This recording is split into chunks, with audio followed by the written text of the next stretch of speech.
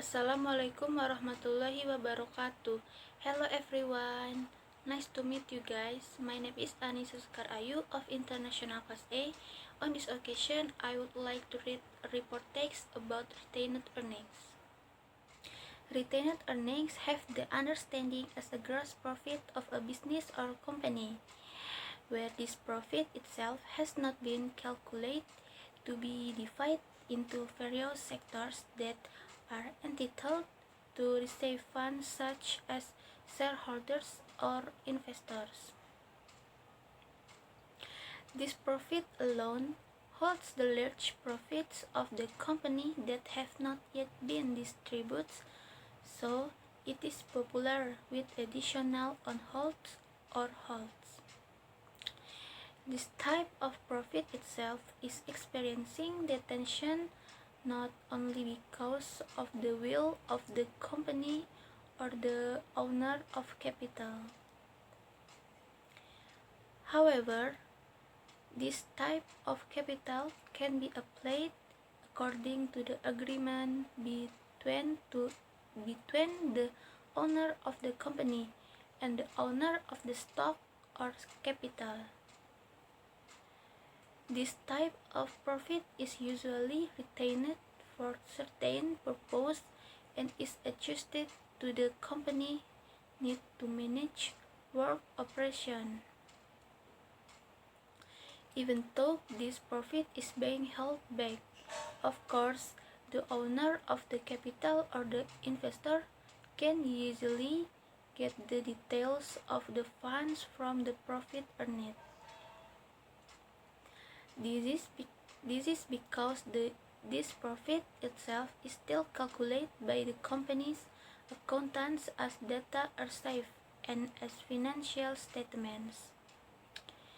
Even though they are retained, the owners of capital or investors in dividends still have the funds and profits of the nominal amount issued. The function of retained earnings is firstly being able to be used as a source of reserve funds for business people or companies. Second, as a business and businessman development capital. Third, it is used to help pay off company debt. If the company has fairly large amount of debt, then having retained earning is a very profitable investment, whereby utilizing the profits that are still safe, the company's accountants can allocate debt payment on time. Fourth, can be continued investment capital. The application of this retained profit itself can also be used as further investment capital assistance. For example, a company purchases shares in other companies and can then get funds from these shares. The factors that may be behind the retained earnings include: first, the existence of financial statement errors in the previous period. For the factors behind the first retained earnings due to the financial statement errors in the previous period. So apart from being deliberately detained because of an agreement, he was detained for a long time because the accountant had not been able to provide valid data.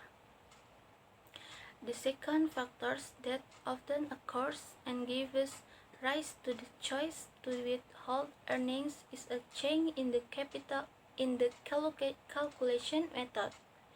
So, for example, the previous calculation method always applies a monthly system, and then suddenly it is changed daily, then it will be confusing.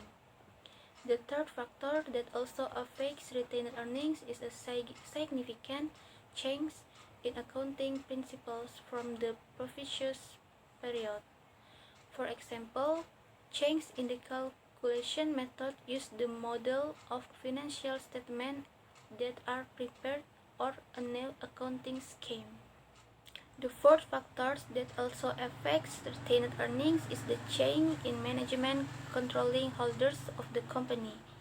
If there is a change in a control or management within the company, usually the existing profits will be withheld.